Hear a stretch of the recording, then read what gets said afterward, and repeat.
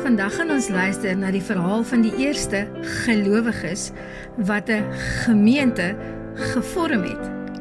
Hulle het geglo en daarom ook anders geleef en ons kan by hulle leer. Julle het nou gehoor ek gebruik baie gees. Dis omdat die 6 gees ons vandag gaan help om die storie van die eerste gemeente te vertel en te onthou. Ek gaan vir julle lees uit Handelinge 2, vers 42 en vers 44 tot 47. Hulle het hulle heelhartig toegelê op die leer van die apostels en onderlinge verbondenheid, die gemeenskaplike maaltyd en gebede. Al die gelowiges was eensgesind en het alles met mekaar gedeel. Hulle het hulle grond en besittings verkoop en die geld aan almal uitgedeel, volgens elkeen se behoefte.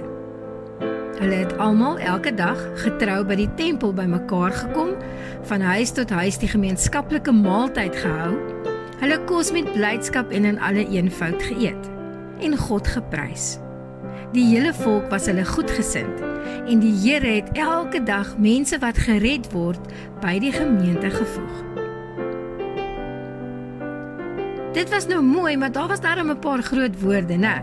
Kom ons dink, hoe sou die moderne weergawe klink vir 'n gewone familie of vir 'n gemeente van vandag? Miskien het dit so geklink. Hulle was mal oor die Bybel.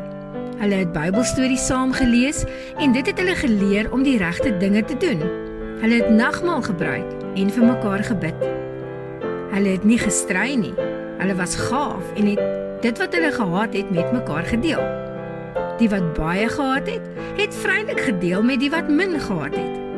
Hulle het kerk toe gegaan, hulle het ander mense na hulle huise toe genooi, hulle was gasvry en hulle het saam geëet. Hulle het Jesus liedjies gesing.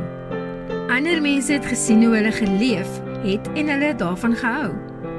Die Here het nog mense deel van hulle groep of hulle gemeente gemaak.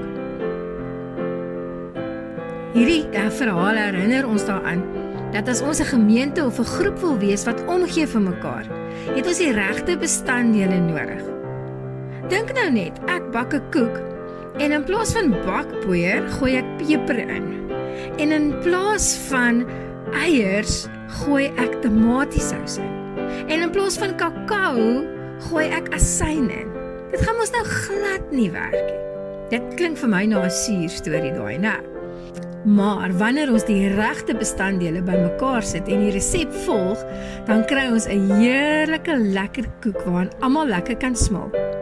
En dit is waarmee ons moet besig wees. Vir 'n koek om heerlik perfek uit te kom, waaraan almal smaaklik kan smil, moet ons die regte bestanddele gebruik en die resep volg.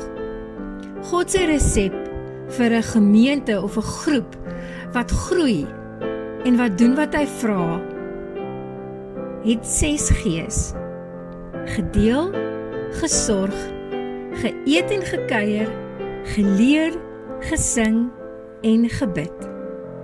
Mag julle ook hierdie 6 gees laat waar word in die groep waar julle is.